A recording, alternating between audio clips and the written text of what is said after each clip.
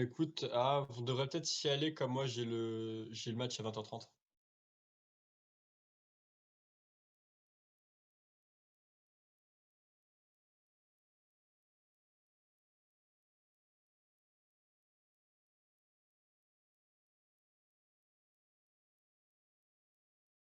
Le stream de Mad.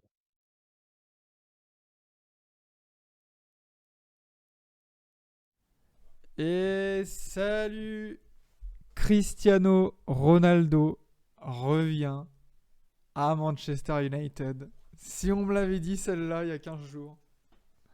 C'est incroyable. Nous, on est dans nos premiers live Twitch et de commenter le retour de Cristiano à Manchester United, c'est quelque chose quand même de particulier. Ah bah ça, c'est clair. Alors qu'on pensait que c'était City qui avait l'avantage quoi. Enfin que c'était une Oh. bataille tout du moins entre City et United. United qui s'est réveillé ce midi et enfin voilà c'est aujourd'hui. Et là d'un seul coup j'ai l'impression qu'en 2 heures tout s'est enchaîné. Ouais, ouais, ouais. Et puis comme tu dis, pas mal le voyaient à City parce que comme Messi avait été chez rival de City PSG, ça avait fait le pendant parfait. Ronaldo City, Messi PSG pour finir leur carrière. Et non, il retourne à United et je sais pas ce que t'en penses, mais je suis très très content qu'il choisisse United de le City. Ah bah dans un sens, bon, de toute façon c'est un peu à qui pouvait payer Ronaldo, voilà, de toute façon. Mais ouais, je t'avoue que la dimension retour au bercail chez lui, enfin voilà, là où il a explosé un peu au niveau, ça a quand même plus de gueule niveau histoire que juste de finir à City quoi. Enfin bon, même si j'aurais bien C'est aimé clair. voir Ronaldo coaché par Guardiola, mais bon. C'est vrai que ça aurait pu être sympa. Après, c'est vrai que le retour à United, puis le challenge United, quoi, essayer de peut-être reprendre la PL avec eux. Moi, me plaît beaucoup. Et d'ailleurs, ça me fait penser quand même qu'au final, son passage à Turin est peut-être considéré comme un échec. Oui, bon, on va commencer là-dessus, hein, de toute façon. Hein, voilà, Ronaldo qui part de Turin. Tu me lances un peu sur l'héritage de Turin. On parle quand même d'un mec qui a joué 134 matchs pour 110 buts, je crois, ou un truc comme ça, avec plusieurs dizaines de passes décisives. Donc bon, en termes personnels, je pense que c'était pas ça le problème. Je pense surtout que son échec à la Juventus, parce qu'il a quand même gagné 2 Scudetti, hein, enfin voilà, il est pas parti sans trophée, quoi. Il est pas parti sans rien. Je pense surtout que. Putain, qu'est-ce que c'était mal coaché, managé, la Juve, là, ces dernières années. Oui, oui, il y a une part de ça. Après, Oh, putain. 3 Ligue des Champions et 3 fois éliminé en huitième quand même. Oui, c'est clair, mais Euh, après, est-ce que ça vient vraiment du joueur? J'ai pas l'impression qu'il soit vraiment euh, passé à travers, tu vois. Qu'il ait vraiment raté ses rendez-vous. Généralement, il a toujours répondu présent.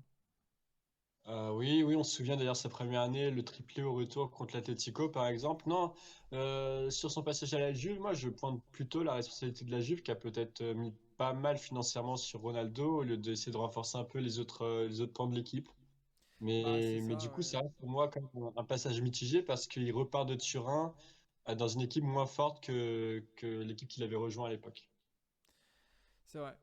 Mais bon, bah, du coup, ça s'est décidé quand même dans quelques jours, hein, le fait qu'il veuille partir absolument. Peut-être qu'il a été aussi influencé par un peu tous ces gros mouvements là qu'on a avec Messi, avec il y a les bruits sur Haaland, il y a les bruits sur Mbappé, enfin tous ces gros joueurs comme ça qui partent et qui veulent changer d'air, voilà, ça l'a peut-être influencé. Mais du coup, on va repartir là-dessus parce que c'est Fabrizio Romano, le fameux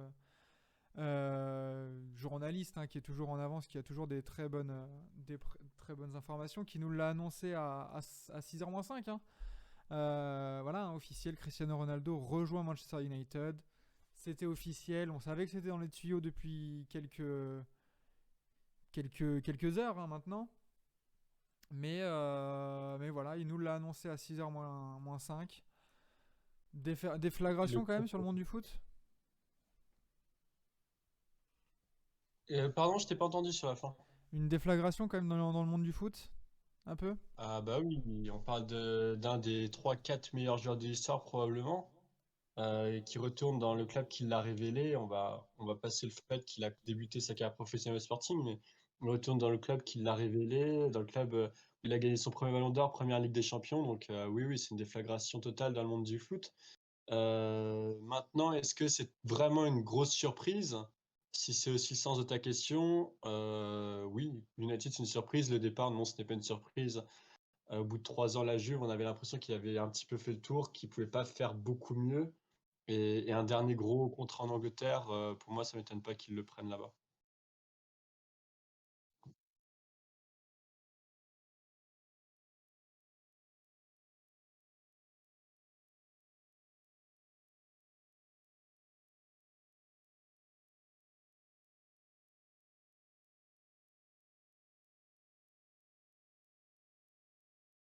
Mais tu sais, ça fait un peu. Alors évidemment, c'est pas du tout la même chose, mais tu sais, ça fait un peu un transfert comme par exemple Malcolm qui avait été annoncé à la Roma, qui était pratiquement dans l'avion pour la Roma, a l'impression que l'avion avait été détourné vers Barcelone. Bah là, ça fait un peu pareil. Il était à Citizen jusqu'au bout. Et vraiment, dans la toute fin des négociations, United a mangé le pain dans la bouche de son voisin. Et a priori, bah, t'as quand même un homme qui est derrière tout ça, hein, c'est Sir Alex. Ouais, apparemment, qu'aurait eu pas mal d'influence quand même sur sa décision. Et il y a plusieurs voix qui s'étaient levées quand même, comme j'ai vu Wayne Rooney qui a dit je l'imagine pas à City après ce qu'il a laissé à United. Enfin, quelques petits coups de pression comme ça qui ont pu aussi faire pencher la balance du côté de United, même si peut-être que lui voulait un nouveau challenge, voilà, une nouvelle équipe, partir de zéro. Parce que là, mine de rien, il arrive à United. Il y a du poids sur les épaules là, hein. Ah oui. Là, il y a des sacrées Il a attentes, vraiment hein. il a plus de la pression que s'il avait été à City, hein. Oui, je pense, ouais. Vu il a quand même marqué l'histoire de United. Bon, c'est quand même pas mal, quoi. Va falloir C'est voir comment il va s'adapter. c'est pas mal et puissant. Bon, c'est un transfert pareil. Oui, Ronaldo va prendre 25 millions d'euros annuels pendant 2 ans, donc ça reste quand même un transfert économique. Mais ce que je veux dire, c'est que dans ces derniers temps, on avait pas mal de joueurs qui quittaient leur club de cœur. Coucou Messi. Bah, c'est sympa de voir Ronaldo qui va continuer, fini la belle histoire avec United. C'est un peu la boucle qui se boucle aussi. Il va finir carrément sa carrière chez les Red Devils. Imagine dans 2 ans, il termine sa carrière sur le titre en première ligue. Enfin, ce serait incroyable. C'est clair que ça serait beau, hein, mais bon. On verra de toute façon un peu. Voilà, quand on va en parler plus tard, comment il va rentrer dans la tactique, est-ce que ça va marcher, quel sort cela jette sur certains joueurs, leur avenir dans le club. Juste pour préciser, je reviens sur un peu, voilà, il est arrivé. Combien ça va coûter à la Juve? Encore une fois, Romano nous l'explique. Manchester va payer 15 millions d'euros fixe plus 8 millions de bonus, alors qu'au départ on parlait plus de 30 millions, hein. Ouais. Voilà, il est dit que c'est au moins 20 millions de garantie puisque certains bonus sont faciles d'accès. Et ce qui est intéressant dans ce qu'il nous dit ensuite, c'est que Paul Pogba n'a jamais fait partie des discussions. On savait que la Juve voulait peut-être un échange de joueurs en même temps. On avait parlé de Gabriel Jesus ou Sterling à City. Là, il arrive à United, on peut se dire quel joueur aurait pu faire partie de la transaction. Pogba, retour à la vieille dame aussi. Bon, résultat, non. Ce transfert sec, plutôt bien pour United. Ouais. Ouais, oui, oui, Pogba, la Juve, bon, ça aurait fait quand même un aller-retour de trop, hein, cette fois-ci. Et puis ça montre surtout que la United est en train de se construire un très très gros effectif parce qu'ils gardent leurs joueurs, ils recrutent trois monstres et ils gardent, hein. Ah bah là, t'es Manchester United, tu viens de faire en un été Varane, Sancho et Ronaldo, sans perdre Et, personne, c'est pas mal. et bon, évidemment, à relativiser, mais en termes d'indemnité de transfert versée, United s'en sort bien. Oui, bah 20 millions, si on parle de 15 plus des bonus. Hein, Andy Delors, on rappelle, il va partir à 10 à Nice, hein. Ouais, ouais, ouais. Donc C'est c'est vrai que ça replace impressionnant, dans hein. le contexte, bon, sachant que à mon avis, là, la vente de maillots, ça va y aller à la balle, hein. Oui, ah bah là, les maillots Ronaldo. Déjà, les vieux fans vont pouvoir ressortir avec fierté les vieux maillots de Ronaldo, quand même, de 2008-2009, là. Donc ça, déjà, pour eux, c'est tout bénef. Mais Euh, ouais, c'est pas mal, hein. C'est bon, vraiment, bah, vraiment un bon coup. c'est clair, moi je pense que c'est un très bon coup. Après, bah, du coup, c'est vrai que si tu veux vraiment parler football, on va voir dans la tactique. Ouais. Comment tu joues avec Ronaldo? Est-ce qu'il pourrait s'entendre avec les joueurs autour? Alors déjà, tu vois, là, sur l'image qu'on a de fond, on a Ronaldo avec le numéro 7. C'est CR7. Il y a un joueur qui a le numéro 7 en ce moment à United, c'est Edinson Cavani. Et du coup, bah, on s'est dit, Ronaldo, il vient pour jouer en pointe, je pense, vu les monstres qu'il y a sur les côtés. Qu'en est-il de Cavani? Encore une fois, petite précision là, il y a quelques minutes par Romano qui nous dit que Cavani n'a pas considéré partir de Manchester United cet été du coup, et le club est 100% convaincu de le garder. Voilà. Et il rajoute Paul Pogba et tout ça. Donc c'est quand même vraiment pas mal pour Manchester, qui rajoute quand même un joueur de légende dans leur rang, sans perdre personne. Et t'imagines la profondeur de banc qu'ils ont cette année? Ah bah là, en profondeur de banc, en remplaçant, en attaque, allez, ton attaque titulaire. Bon, de toute façon, on passe sur la tactique. On On passe sur peut, la tactique. Ouais. voilà, on peut maintenant parler tactique, un peu comment il va rentrer dans cette équipe. Du coup, déjà, à quel poste il vient? Est-ce qu'il vient jouer en pointe ou sur l'aile gauche? Ah, alors évidemment, vraiment les amoureux du football vont l'attendre évidemment un petit peu sur l'aile gauche, comme lorsqu'il évoluait sous Sir Alex. Maintenant, je pense qu'aujourd'hui, ses capacités physiques Hmm, font il peut être que bien utilisé en tant que buteur, hein. hmm. Bah, c'est vrai, surtout quand t'as des joueurs après comme Rashford, Greenwood, Ouais. Martial, Sancho qui peut jouer sur les côtés et jouer sur leur vitesse aussi, comparé à un Ronaldo qui peut aussi jouer avec son corps, jouer avec ses capacités de détente et de déviation pour enchaîner et finir les actions, quoi. Donc moi je le vois bien en neuf aussi. Ouais, pareil que toi. Est-ce que, enfin, avec un Bruno Fernandes juste derrière qui lui sert des caviars, en plus, ils parlent la même langue, ils se connaissent déjà de la sélection. Puis d'ailleurs, ça fait penser que Bruno Fernandes n'est pas si bon que ça avec le Portugal. Il y a deux Bruno, un avec Manchester, avec le Portugal. Imaginons qu'avec le Portugal, ce soit parce que il soit bridé par l'influence de CR7. Est-ce que Fernandes sera aussi bon avec CR7? Ça, c'est aussi une question qu'on peut se poser. En tout cas, il l'a très bien accueilli sur les réseaux sociaux, hein. Il est très content de cette arrivée. Donc on verra. Mais après Ouais, deux je pense joueurs comme qu'il ça, n'avait pas trop le choix non plus, hein. Il n'avait pas trop le choix, je pense. oui, bah c'est clair, hein. C'est clair vu voilà l'ambiance dans les vestiaires sinon. Et donc voilà, voilà, on pense qu'il va rentrer en numéro 9. Du coup, ça relève Cavani sur le banc. Alors, ça relègue potentiellement Cavani sur le banc si tu joues avec trois pointes, deux ailiers, un joueur en pointe. Après, Par contre, même dans en un système, 4-2-3-1. dans un 4-2-3 aussi, ça relègue Cavani. Mais par contre, dans un 4-4-2, avec Cavani qui crée des espaces, ça peut être une association entre les deux joueurs, hein.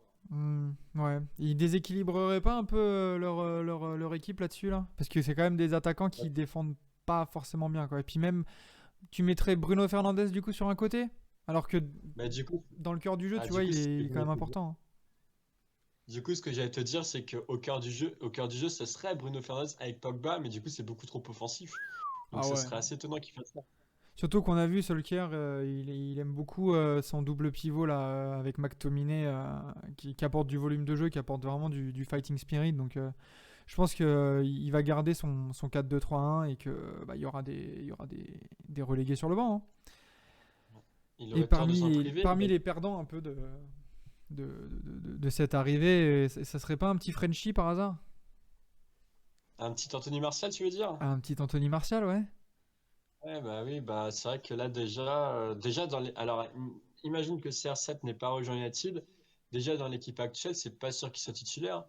Moi personnellement, Martial, je le vois actuellement par exemple même pas super à un joueur comme Mason Greenwood. Non. Surtout si on compare avec les performances en club depuis un ou deux ans, bon, Anthony Martial, la saison dernière, c'était déjà très compliqué. Peu de buts, peu d'influence sur le jeu, beaucoup de ratés aussi, voilà, des face-à-face ratés. Bon, bah ouais, t'as un Cristiano Ronaldo qui arrive, Cavani qui a quand même fait des bons apports l'année dernière, tu peux te dire, avec bah, Sancho, avec Bruno Fernandes, Greenwood, Rashford. Bien Où est sûr, sa place, quoi? mais bien sûr, mais alors tu vois autant j'allais te dire pour Cavani, tu te rappelles à l'époque de Sir Alex, on disait abondance ne bien ne nuit pas. t'avais en pointe, tu pouvais avoir en pointe Rooney, ou alors, si Rooney n'était pas là, c'était Berbatov, ou alors t'avais même Michael Owen qui avait été rapatrié. Donc ils avaient Hmm. vraiment pas mal de joueurs, un effectif très complexe, etc. Donc ça, pour moi, ça vaut pour Cavani, qui aura ses matchs à jouer, tu sais, quand tu joues contre Burnley et tout, ça va être intéressant. Mais par contre, Martial, enfin, il prend vraiment la place de personne. T'as quatre ailiers devant lui, pour moi. Et Bah, en c'est ça, pointe, hein. bah pareil, en pointe, il ne sera pas invité. Donc pour moi, ça me paraît dur pour Marseille. Il faut pas exclure un départ de Marseille avant la fin du mercato, selon moi. Ah ouais, tu penses? Ah bah écoute, il y a des joueurs qui auraient il y a des équipes qui auraient peut-être besoin d'un joueur un peu de son profil. Imagine que Mbappé parte au Real, par exemple. Bon, je vise personne, hein. Mais est-ce que Paris, par exemple, ne fera pas un craquage sur Martial qui peut plus avoir tant de jeu à United? Ouais, Je bah sais pas. les derniers bruits parlent plus d'un Richarlison qu'un Martial quand même à Paris. Et je sais pas, je le vois pas trop le profil de. Avec, à côté de Messi et Neymar, je pense qu'il y a plus besoin d'un pivot un peu pour jouer en déviation, pour fixer les défenseurs centraux aussi et libérer les espaces, tu vois. Oui, voire d'un joueur peut-être qui sera plus capable de jouer à droite, mais c'est vrai que là, c'était vraiment à titre d'exemple que je te prenais ça.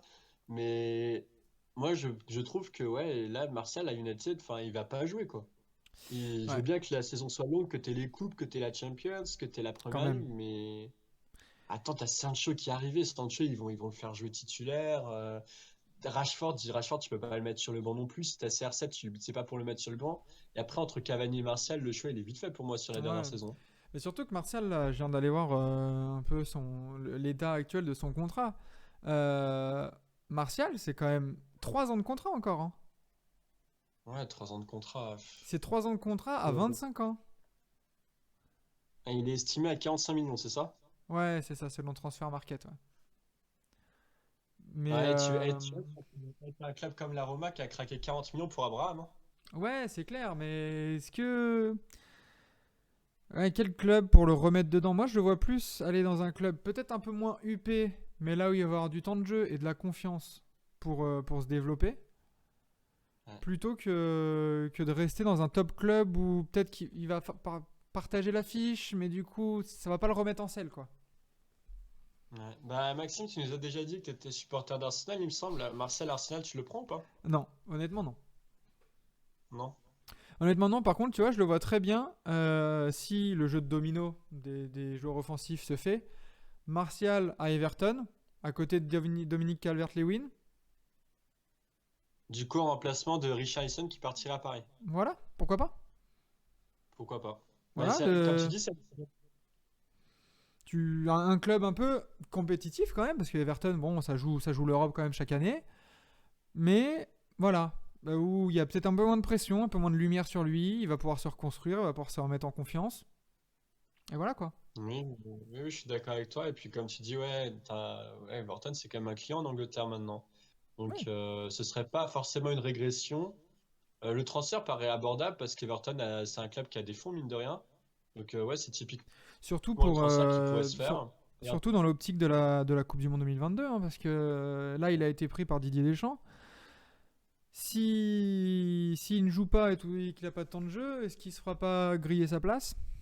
Pas dit. ben, j'allais aborder la question du coup. T'as CR7 qui arrive à United, t'es Didier Deschamps, tu passes pas un petit coup de fil à Martial pour lui dire, bah alors, Aucune tu vois idée. tu crois que tu en es où? Tu crois que t'as tes chances de jouer? Il compte sur toi? Aucune Moi, idée, je pense que honnêtement. Deschamps. On verra bien après, de toute façon, ce qui se passe. Ça se trouve, il va nous claquer une saison de ouf, et puis à côté de Ronaldo, et puis voilà quoi. Ce qui est Donc bon. possible aussi, mais pour qu'il claque la saison de ouf, il va falloir qu'il joue, hein. Et pour Ouais. qu'il joue, il va falloir passer devant Rashford et Sancho. Et United, jouer à ils vont côté pas de laisser. Ronaldo, c'est aussi se contenter des miettes, hein, parce que Ronaldo, Ouais. là, si on se recentre un peu sur Cristiano et son arrivée à United, faut pas oublier que là, depuis qu'il est parti, enfin, depuis que, en fait, c'est l'avant-dernier joueur à avoir marqué plus de 30 buts dans la saison. Il en avait mis 38 dans sa dernière année 2007-2008. Depuis, il n'y a que Salah C'est qui dingue. l'a fait. Une année. C'est dingue. Donc là, on parle quand même d'un mec qui est dans les records, dans les livres des records, et qui va quand même bouffer pas mal de ballons, qui va prendre pas mal d'espace sur la ligne d'attaque. À voir aussi comment ça va se combiner, parce que on le sait, hein, mettre des mots sur une feuille de match, ça a jamais fait gagner une équipe. Et donc à voir aussi comment Solskjaer va organiser tout ça, va va faire jouer, va faire cohabiter tous ces joueurs. Parce que mine de rien, il y a pas mal d'ego là-dedans. Il y a pas mal d'ego. Par contre, le pendant de ça, qui peut être peut-être pas mal pour le club, c'est que Cristiano va prendre un peu la pression sur lui. Et du coup, Mhm. peut-être que les joueurs autour de lui seront un peu plus désinhibés parce que c'est un club qui donne une pression de fou, Manchester. Mhm. Donc, ces dernières années, on a vu que comme les résultats n'étaient pas trop là, parfois c'était rapidement la crise, tout ça. Là, si Ronaldo prend la pression sur lui, peut-être que d'autres joueurs vont se révéler, peut-être que ça ira mieux pour le collectif aussi, hein. Mhm. Du coup, tu l'organises comment, toi, ta ligne d'attaque? Moi, ma ligne d'attaque, je l'organise avec Rashford, ailier gauche, Bruno Fernandes, meneur de jeu 10, ailier droit Sancho et en pointe Cristiano. Ouais, Avec Pogba et McTominay dans le 4-2-3. pareil. Tout pareil. Je pense que c'est assez équilibré comme équipe. T'as le double pivot quand même Pogba qui est pas non plus une tanche à la récupération et McTominay pour assurer un peu l'assise défensive et l'équilibre. Et après, bah, t'as les flèches qui peuvent être servies par Bruno Fernandes et puis bah, Ronaldo à la finition dans la surface, que ce soit les pieds, la tête, gauche, droit, enfin voilà quoi. C'est clinique. C'est monstrueux là, le mercato des clubs de Premier League, si on prend un peu dans la globalité, est monstrueux là sur le Big Four de la saison dernière. Putain, Moi, assez dingue. je rétrécirais au trio Chelsea, Manchester United, Oui, sans City. Liverpool. Oui, sans Liverpool, exactement.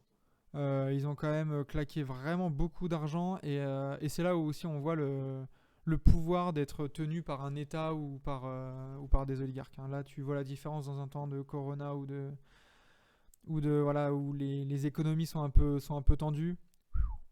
Là, ils n'ont pas hésité à lâcher et des salaires et des frais de transfert. Et L'écart va puis se creuser, avec à mon avis, en première ligue. le petit allègement. Bah là, United, en fait, on savait pas trop quel train ils prendraient. Soit ils allaient prendre le train de Liverpool et City de ces dernières années, soit ils allaient un peu décrocher à la manière de Tottenham ou d'Arsenal. Et là, avec ce genre de recrues, à mon avis, ils vont raccrocher à la tête, hein. Ah bah c'est clair. Bah là, l'ambition, elle est claire, hein. Et là, ça amène sur notre dernier point. C'est champion Manchester United.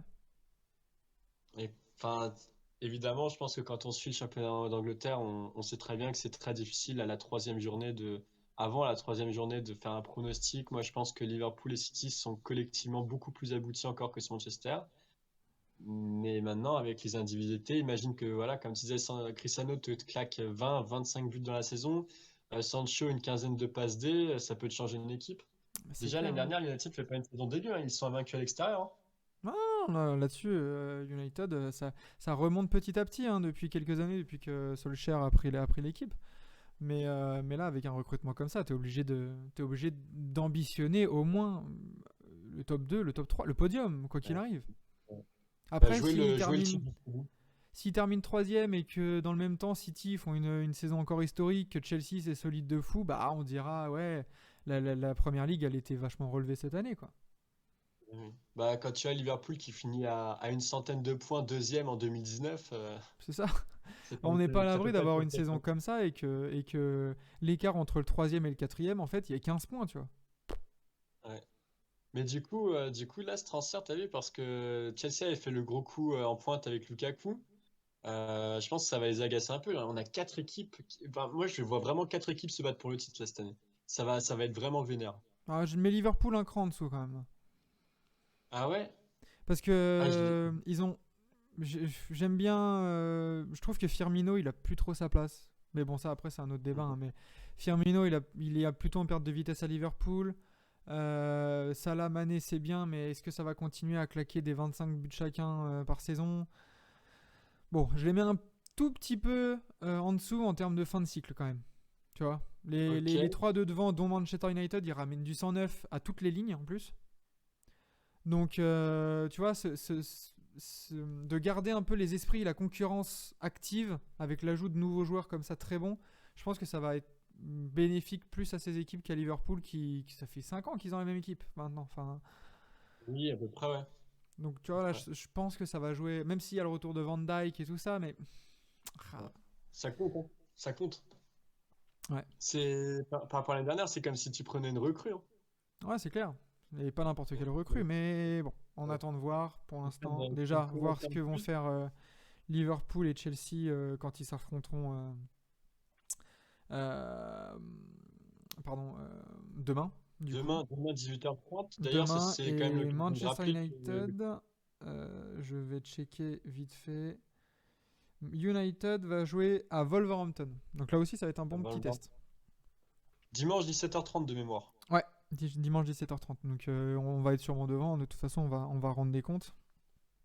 D'ailleurs, il y Oui, aura des articles, il y aura des live tweets sur Twitter, sur le club115.com. N'hésitez pas à y aller. Et voilà quoi. T'as un petit mot à dire un peu sur ce transfert pour terminer? ce transfert, je pense que c'est quand même un très très gros coup, comme on disait, pour le football. Et puis, ça boucle la boucle. Pas grand-chose à rajouter, si ce n'est qu'on est très très pressé de le voir présenter à Old Trafford. Et puis petite pensée quand même, oui, pour les supporters de la Juve, les nouveaux supporters de la Juve depuis 3 ans qui avaient tous appris l'italien et qui avaient tous acheté le maillot 120 balles, qui perdent leur chouchou et qui vont devoir retourner en Angleterre. C'est vrai que la Juve, on n'en a pas parlé, mais courage les amis, hein. Ouais, ouais. Ça va être une saison longue et de transition à mon avis. Surtout s'il n'y a pas de recrue parce que t'achètes quoi pour 20 millions pour remplacer Ronaldo?